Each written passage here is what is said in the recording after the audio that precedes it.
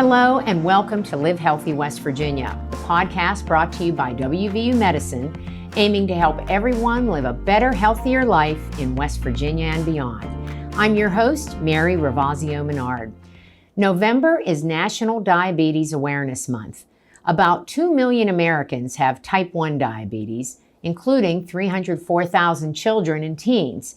Type 1 is usually diagnosed in children and young adults, meaning these people have to learn how to control their glucose levels and administer insulin throughout their entire lives. And about 36 million Americans have type 2 diabetes, many of whom require insulin. Now, many with diabetes are calling the invention of the Bionic Pancreas a game changer in diabetes control. It's a clip-on automated insulin delivery system that uses artificial intelligence to tailor and manage glucose levels.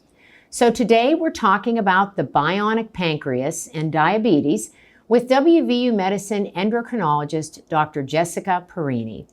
Welcome, Dr. Perini, to Live Healthy West Virginia. Hi, thank you very much for having me. Well, it's so good to have you here. I think a lot of people are going to be interested in this. I agree. So let's start with what exactly is the Bionic Pancreas?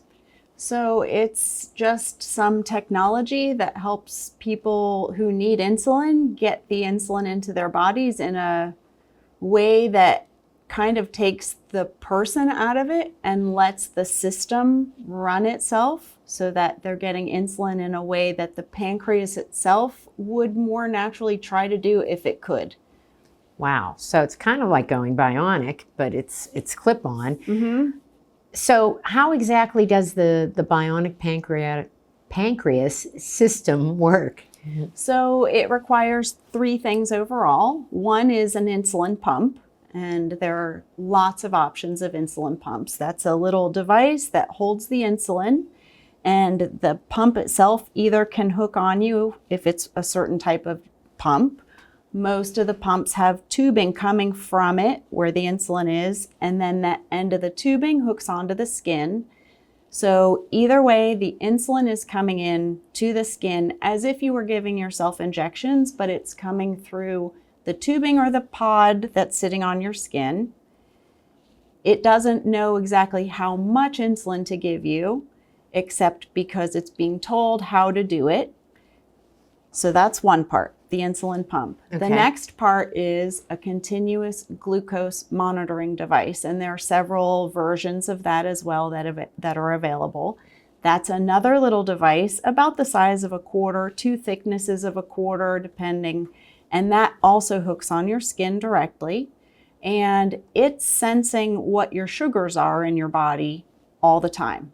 So the third component of a bionic pancreas is basically just an artificial intelligence or a computerized algorithm that's at work feeding the information regarding the glucose levels in the body to the pump.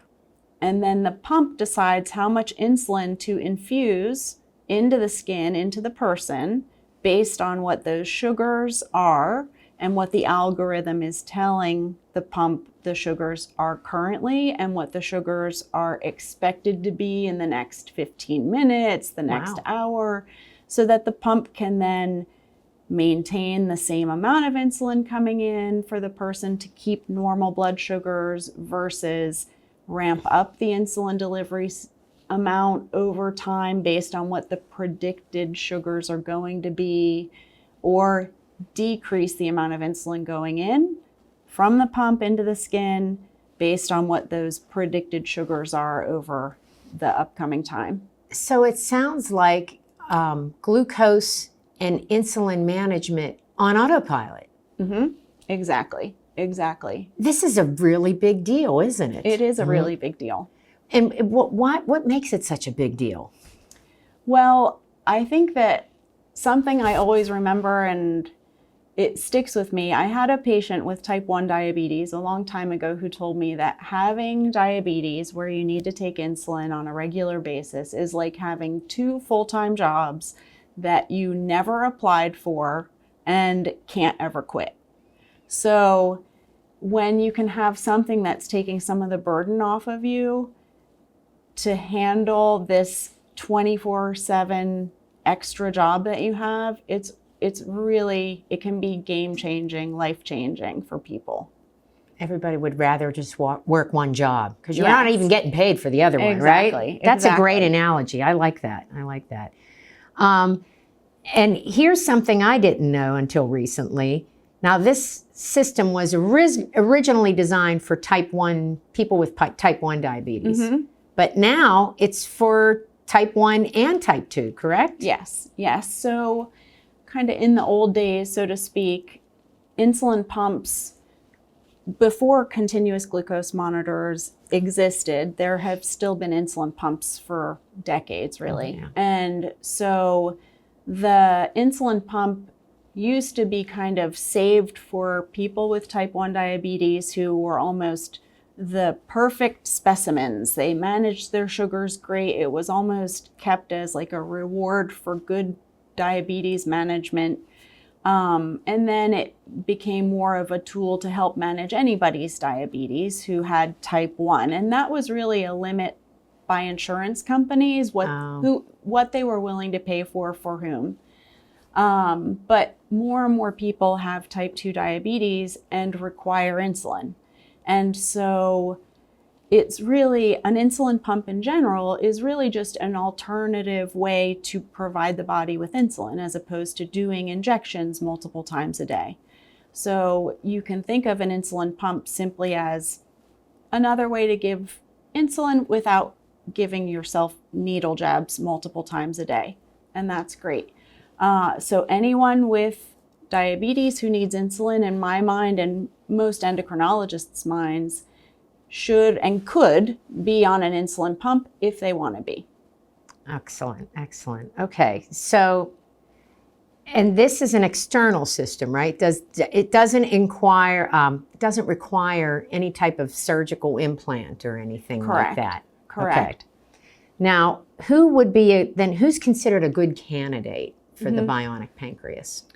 So really anybody who needs to give themselves insulin on a regular basis it would be a candidate to use this system with the insulin pump and a continuous glucose monitoring device with the program set up to have them work together. Children too? Yes, it's been approved, I believe, to people down to age 2. I'm not positive about that, but yes, very young children can use it and do use it. Wow. And it also helps the caretakers or caregivers for kids because the data that's being obtained by the continuous glucose monitor and the information the pump's getting can be read remotely on a cell phone. Oh, wow. So if somebody has a parent who wants to know what their kid's sugar is, they can know it from across the house, from when their kid's at school. If their child's having a low blood glucose, the family member or caregiver can be alerted to that, just as the person can who's the one experiencing it. Wow. Mm-hmm. It's like it is truly AI being used for good, not evil, right? Mm-hmm. We always like to hear that. So what do you consider the most important benefits of the bionic pancreas? There are a lot of them, to be honest. No matter how good a person is at managing their sugars and how much effort a person puts into managing their sugars, we can't figure out exactly what's going on inside of our bodies the way our pancreas naturally could.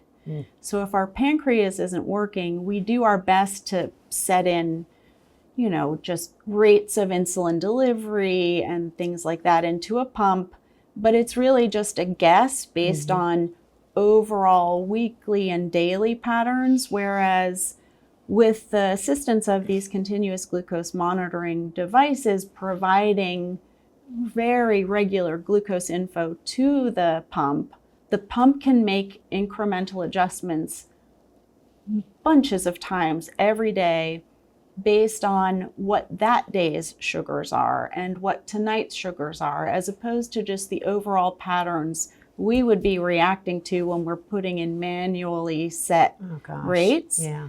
So it's much more of a up to the moment reaction by the insulin to what the sugars need and what the person needs. Also, it's a real benefit to people who have a tendency to developing low blood sugars. And so when a sensor, a continuous glucose monitor or CGM, is indicating either that the glucose levels have gone below a threshold that we can set in it as the time to get us alerted. The patient can set below this, I want to know.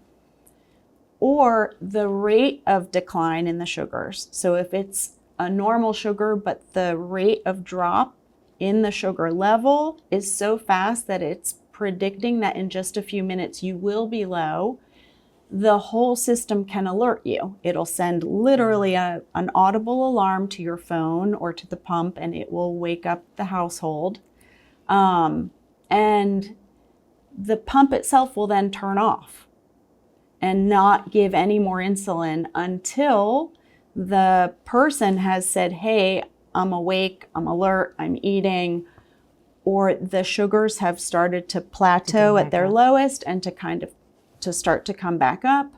Then the pump will automatically restart and get back into its usual work of reacting. Amazing. Yeah. It really is. So for that reason, it's extremely important and useful for people when they go to sleep. They don't have to worry that they have to eat before bed. When they go to sleep, their partner doesn't have to worry, do I have to pay attention to them all night? Right. There's something else helping to keep everyone aware of an impending low or an actual low sugar that it could be fatal. I mean, to be very honest, we worry more about low blood sugars in the immediate moment than high blood sugars, which cause problems over years. So, but pumps can also, the Bionic Pancreas can also be set to alarm you when your sugars go above a certain threshold as well. And it's always working to keep you within this target range, this system is, but if your sugars go above some threshold, it can alarm you under those circumstances if you want it to do that. That's just amazing. So those were the benefits. What are there risks or possible side effects from using the Bionic Pancreas? There are potential drawbacks. So not everything is perfect. Sometimes it's just as mundane as people have an allergy to the adhesive that's holding things to their skin, or some part gets bumped off at work because they are in close confined spaces, or they just are clumsy and run into the door jamb all the time. And so some of it is that it's just a little bit of a pain. Some people really do not like the fact that things are hooked to them. Some other things are for people who really have been managing their insulin pump and their sugars very carefully. Very carefully. It's a little bit difficult for people to give up some of that control because these algorithms tend to work better when they're left to their own devices. And, well, no pun intended. So if they're left to just run, they tend to do better because they learn the person over time. But if you're used to micromanaging, which is, under other circumstances can be very beneficial to people. But when you have a bionic pancreas, you really do need to learn to trust the system, and that can be very difficult for people. Wow. Yeah. Okay, so what is the success rate of the Bionic Pancreas? Well, I guess that varies based on what you mean as success. I'll let you tell me. In terms me. of controlling sugars, I would say that it is hugely successful for many, many, many people. Even as someone who helps people take care of their diabetes, I'm not living it with them. When I see their sugars, it's the control that they have on their sugars on a day-to-day basis is like night and day for some people. Wow. And it not for everybody, but for many people, it really does help minimize their risk of lows, minimize their risk of high sugars, and keep people within a target range of good glucose levels much more successfully than many other strategies. So yeah, it does seem to do a really good job. That's great. Do most insurances, including Medicare, Medicaid, do most insurances cover this?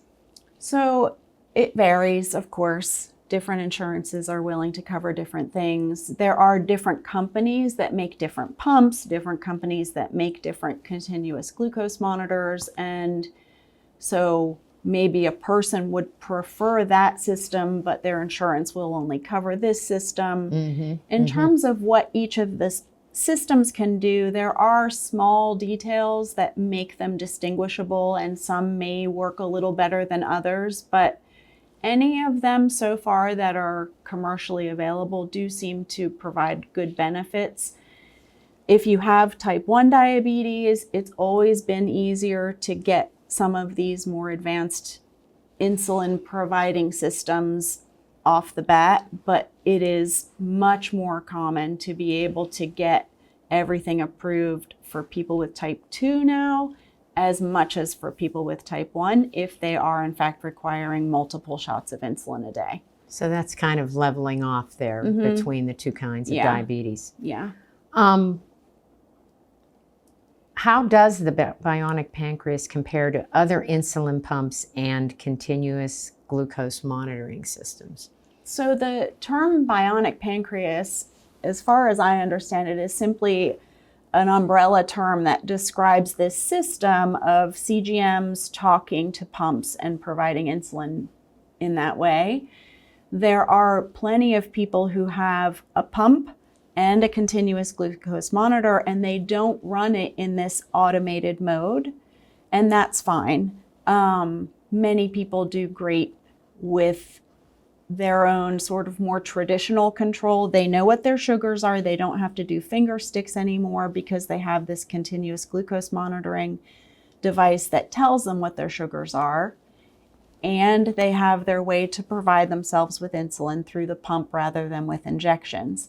And the pump settings can be adjusted regularly and modified to best manage that person's glucose patterns. It's just less of a minute-to-minute, day-to-day variability that the Bionic Pancreas can manage when people are doing it by themselves with sort of separate entities attached to them. Right. Maybe like you were talking earlier, but the person that's so used to controlling it themselves, and they might feel more comfortable with that. Yeah, because you do need to let go a little bit when it's doing it for you. And for people who have had diabetes for maybe decades, it can be very difficult to release the reins a little bit. So that's interesting. So can you talk a little bit about the level of expertise in treating diabetes at the WVU Medicine Department of Endocrinology? Because you guys cover a lot of ground. Oh, sure. So yeah, everybody there, from the person who's been there longest as an endocrinologist to our newest nurse practitioners, everybody knows how to do it, how to use it, how to help people get accustomed to it, how to help with the setting changes that we know can be made for these automated systems. We have really great diabetes educators in our clinic, and we have really good people also who help with the insurance to try to let people know which of the systems their insurance will cover and which ones they can't have covered. And then on the inpatient side also, we have great education systems and nurse practitioners and diabetes educators in the hospital helping people who come into the hospital on these systems. Because it used to be that if you came in with something, even just a pump, we would take it off because many people aren't familiar with them and aren't quite sure how to help a person use it in the hospital setting. But now we have all sorts of protocols and policies in place because more and more people are coming in with them and don't want to forfeit them just during a hospital stay. And if it's managing their sugars well, that's the goal. Right. So if staying on it can be the best thing for the patient, we have all sorts of systems now set up in the hospital that help the patient be able to stay on their automated bionic pancreas. Yeah, makes a lot of sense. Yeah. So before we go, what's the most important thing you want our viewers or listeners to know about the bionic pancreas? I think it's important to know all the things that it can do, and to know that just because it can do that doesn't guarantee that it will do that for everyone. And some people get them and try them and don't like them because, again, there are a million reasons why they might not like it. Like I said, maybe they just don't want something kind of hooked to them all the time. Or one of the things I haven't talked about is that on top of all of the background things going on with the sensor talking to the pump and giving insulin, if you go eat something, that's a big amount of glucose load you're going to be giving your body. So you need to tell your pump, hey, in addition to the background things you're doing, you need to know I just ate, 50 pieces of cake. And so it needs to give me now some extra insulin. So if you're not willing to kind of do those things with the pump and the CGM sensor setup, it won't be able to keep up with you. And that can be frustrating for people. Sure. And sometimes the bells that go off and the alarms annoy people. More often it annoys their family members, but they're in there for a reason to help keep people safe. And we know from really great data that for any age, these automated systems really help minimize the risk of seriously low blood sugars. So it's really good for people who are experiencing that for safety reasons. So if you're interested in it, you should investigate it. And if you want it, it doesn't matter if you have type 1 or type 2. We're always willing to help see if you can get it, if it will be paid for, and then to help you use it down the road. Excellent. This is just fascinating. So interesting. Thank you so much for sharing this information with us today. I think we're going to generate a lot of interest. Yeah, they're really good systems, honestly. Well, thank you. Well, that brings us to the end of this edition of Live Healthy West Virginia. If you're looking for more information about diabetes, visit wvumedicine.org/diabetesed. And to find the latest episode and all episodes of Live Healthy West Virginia, visit wvmetronews.com/podcast or on the all-new West Virginia Metro News TV app. I'm Mary Ravazio Menard, and on behalf of Dr. Perini and everyone at WVU Medicine, thanks for joining us.